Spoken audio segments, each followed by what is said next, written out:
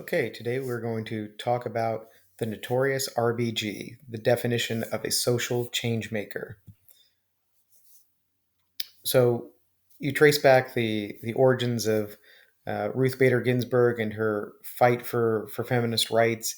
It goes all the way back to her early years being born in Brooklyn and in the midst of the Great Depression.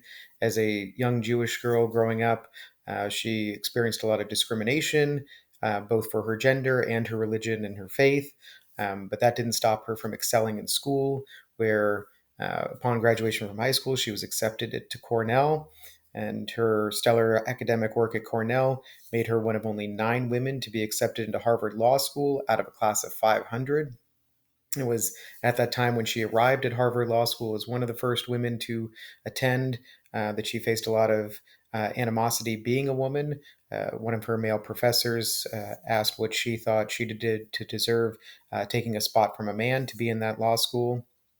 Eventually, she would transfer to Columbia Law School to complete her law program, and in doing so, she became the first woman to ever serve on the law reviews for both Harvard and Columbia. So early on in her career, it was evident that she was going to be breaking barriers and setting trends for women as she would do throughout the rest of her career. Now, as I mentioned, she did face discrimination, both as a Jewish woman and as a mother. She faced discrimination. In fact, when she was first going through her career, prior to going into law school, she worked at the Social Security Administration, and she was actually demoted when she became pregnant.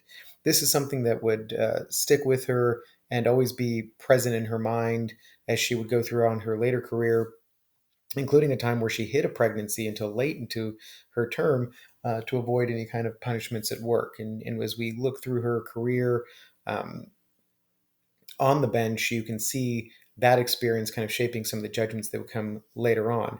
Now, as a woman, also, she faced discrimination when she graduated from law school. Again, mentioning that she was one of the only women to have ever served on the law reviews, which is a high distinguishing mark. The law reviews for Cornell, or Columbia, and Harvard. And despite that academic success and that notoriety, she couldn't get hired. She was denied access at many law firms in New York and had to look elsewhere.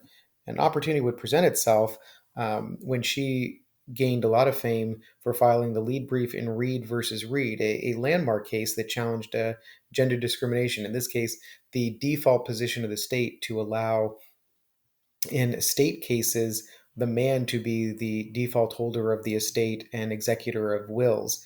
She challenged that. The case went to the Supreme Court. It was her brief that was the lead that ended up striking down the law that allowed men to be the default executor of wills. This kind of segued her into the Women's Rights Project that she founded at the ACLU and still does work to this day. It's a legacy of hers prior to her time on the bench, and it was one of those things where, in that prior experience of pregnancy discrimination, became one of the key focuses for her work in the Women's Rights Project. And you can see that there's a legacy with this project that goes up until modern times. And it was the starting point for a lot of careers for women in this project that would go on to be significant members of the women's rights movement. Now, she was nominated to the Federal Court of Appeals in 1980, and then that followed with a nomination to the Supreme Court in 1993, where she served until her death in 2020. So, in 40 years on the bench, she was part of some of the most significant decisions in United States history. She was an ardent defender of women's rights from the bench, and she was a key and integral part of maintaining a liberal voice on the bench as it moved towards the right. Now, her defense of women's rights, like I said, is notorious.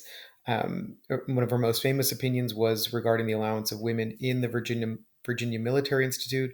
That effort was significant in terms of breaking down barriers for women.